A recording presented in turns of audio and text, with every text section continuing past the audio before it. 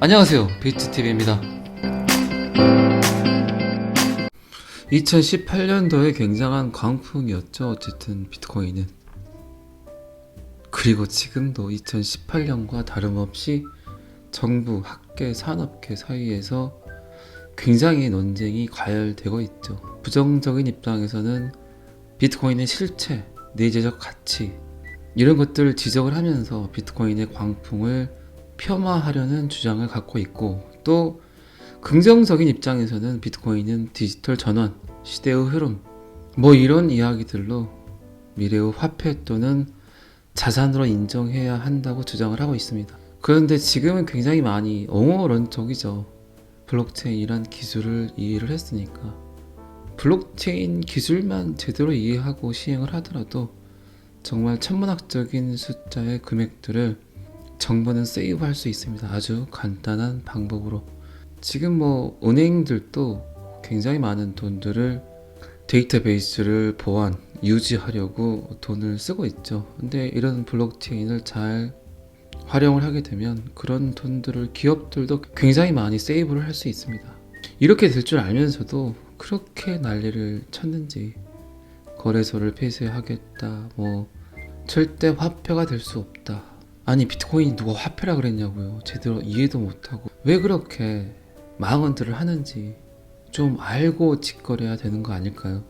이런 논쟁들이 결론은 이게 화폐인가 아닌가가 좀 많이 헷갈렸겠죠. 결론적으로 비트코인은 화폐가 될 수 없습니다. 제가 비트코인을 이해하고 첫 번째로 들었던 생각이에요. 자산군으로 분류가 돼야지 비트코인으로 슈퍼 가가지고 새우깡을 사 먹는다고요? 껌을 사겠다고요? 그건 말이 안 되는 이야기예요. 비트코인은 분명히 6컨펌이란 룰이 있어요.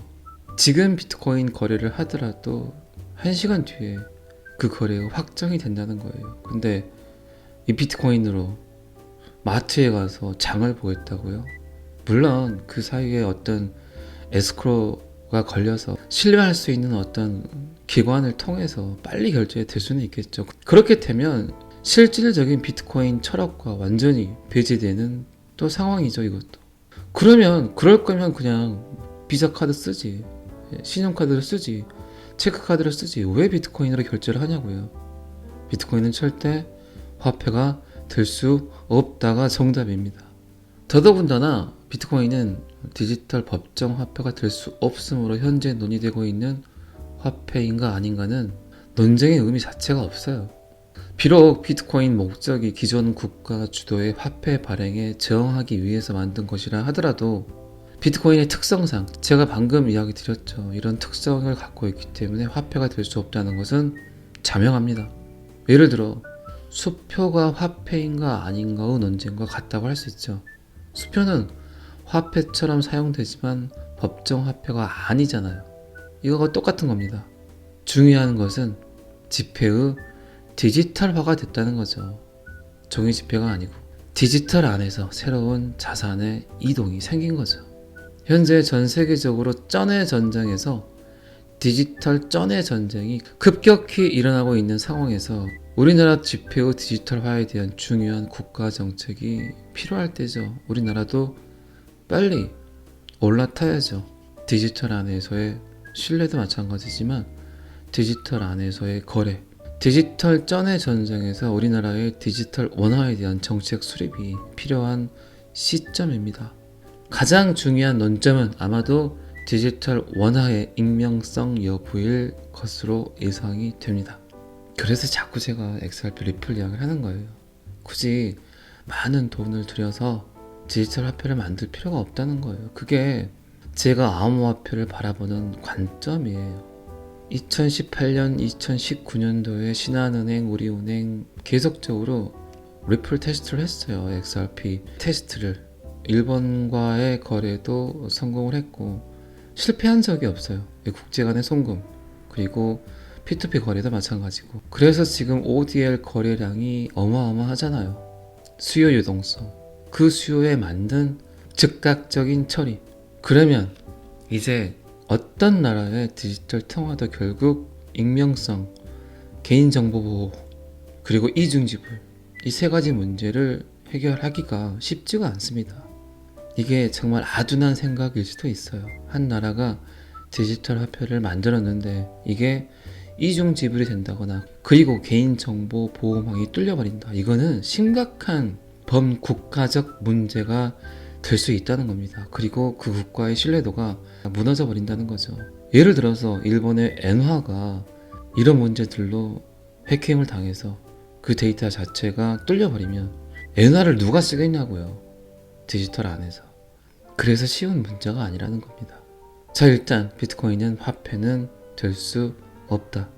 그러면 이제 두 번째로는 비트코인의 실체가 문제겠죠. 주체가 누군가, 도대체 누가 만들었는가, 이걸 해킹을 당했고 이거를 잘못 보내줬을 때 누구에게 가서 하소연을 해야 될까, 이거 거래 잘못됐으니까 바꿔주세요 할 수 있는 기관이 있는가, 그런 개인이 있는가. 이중 지불이 되는 것도 문제지만 이렇게 잘못 보내진 비트코인, 이것도 문제예요. 그래서 더더군다나 비트코인은 화폐가 될 수 없다는 겁니다. 입금이 잘못됐다는 오입금에 관한 문제도 굉장히 심각해요. 이렇게 사람들이 디지털 관련해서 교육이 안 되어 있는 상태에서 비트코인을 그 누구에게 잘못 보냈다면 이게 돈처럼 쓰이는데 비트코인을 보내야 될 거 아닙니까? 근데 잘못 보내면 해결할 수 있는 방법이 없어요, 지금은. 자, 이런 실체에 관한 문제는 과거로 약간 돌아가서 생각을 해보면 좀 부질없는 논쟁일 수도 있어요. 1990년도에 어쨌든 인터넷 혁명 또는 정보 혁명 시대를 경험을 했죠, 우리는. 그러면 소프트웨어가 실체가 있을까요? 그 당시에도 실체가 없는 소프트웨어의 가치 산정을 두고 수많은 논쟁을 했어요. 수많은 전문가가 미래의 핵심 경쟁력은 소프트웨어라고 하면서 소프트웨어 강국이라고 주장을 했어요. 그리고 현재에도 뭐 인공지능이라든가 메타버스 이런 것들이 우리 삶에 영향을 미치는 것을 경험하고 있잖아요. 실체가 없는 것들이. 여러분들이 인공지능이나 메타버스의 실체를 정확히 이해하고 사용을 합니까? 사용되고 있습니까? 몰라요, 그 실체는. 어쨌든 소프트웨어라는 거죠. 다들 뭐 메타버스, 인공지능에 관한 이야기를 해요. 근데 그 안에 기술적인 문제들을 속속들이 이해하고 있는 사람들이 얼마나 있을까요? 이게 관점을 약간만 다르게 생각을 하면 모든 것들이 이해가 돼요. 근데 이게 암호화폐와 항상 결부가 되기 때문에 사람들이 민감한 거죠. 그리고 이제 가장 큰 쟁점 중에 하나가 내재적 가치 문제죠. 비트코인이 갖고 있는 내재적 가치. 이게 왜 비트코인이 올라야 되는가? 이 가치가 정말 있는 건가? 10만 불을 간다는데 15만 불을 간다는데 이게 그만한 가치가 있냐 없냐의 문제인 거죠. 비트코인의 가격을 가장 잘 결정을 할 수 있는 게 채굴 비용이죠. 비트코인을 갖기 위해 전 세계 많은 채굴장에서 비트코인 블록 형성을 하기 위해 채굴을 합니다. 그러면 전기료라든가 그래픽카드 비용이 들 거 아니에요. 가장 근본적인 원가는, 비트코인의 원가는 이 채굴 비용과 결부를 한다는 거죠. 비트코인이 지속적으로 생태계를 유지하려면 채굴자들이 채굴을 해야 되는 건 사실입니다. 비트코인의 가치가 채굴 비용보다 많아야 채굴자들이 채굴을 하게 되겠죠. 원가가 안 나오는데 누가 비트코인을 채굴을 하겠습니까? 그 블록 형성을 하기 위해서 할 필요가 없죠. 원가가 안 나오는데. 근데 자본력이 굉장히 좋다면 할 수는 있겠죠. 비트코인이 오를 때 팔면 되니까. 그리고 이제 비트코인 가치의 합리성이라는 게 나오죠. 비트코인의 핵심적 가치 중 하나는 우리가 만든 우리의 화폐라는 것이죠. 우리가 만들잖아요. 노드, 네트워크 참여자. 근데 뭐 지금 개인이 비트코인을 채굴한다는 거는 그거는 미친 짓이고, 즉 우리의 신뢰가 가장 본질적인 가치가 되는 거죠. 비트코인은 10여 년 동안 위변조가 발생하지 않은 검증된 암호화폐죠. 단 한 번의 해킹도 경험하지 못한 비트코인 블록. 비트코인의 안정성 및 신뢰가 검증이 됐다는 거죠. 그리고 또 다른 중요한 가치는 비트코인이 최초의 P2P 암호화폐라는 거죠. 암호화폐 시장에서의 달러와 같은 기축통화 역할을 해왔다는 겁니다. 새로운 암호화폐가 탄생을 하게 되면 비트코인과 가치를 비교를 해서 교환의 표준으로 사용을 했죠. 즉 비트코인은 암호화폐 시장에서 특별한 위치를 차지하고 있다고 사람들은 믿고 있죠. 그래서 비트코인을 디지털 골드, 그러나 비트코인의 합리적 가치를 판단을 하려면 새로운 가치 모델이 필요해질 것 같아요. 결론적으로 P2P 경제 모델의 의미와 가치를 판단하는 새로운 경제학이 지금은 너무나 절실히 필요한 시대입니다. 오늘은 여기까지 하겠습니다. 이해가 안 되는 부분들이 있으면 꼭 다시 한번 제가 최대한 여러분들의 이해를 높이기 위해서 쉬운 단어들만 선택을 해서 이야기를 하고 있는 거니까 한 번, 두 번, 세 번 이 정도 들으면 다음 영상 듣기가 편해집니다. 오늘은 여기까지 하겠습니다. 구독과 좋아요는 항상 저를 힘나게 합니다. 감사합니다. 비트TV였습니다.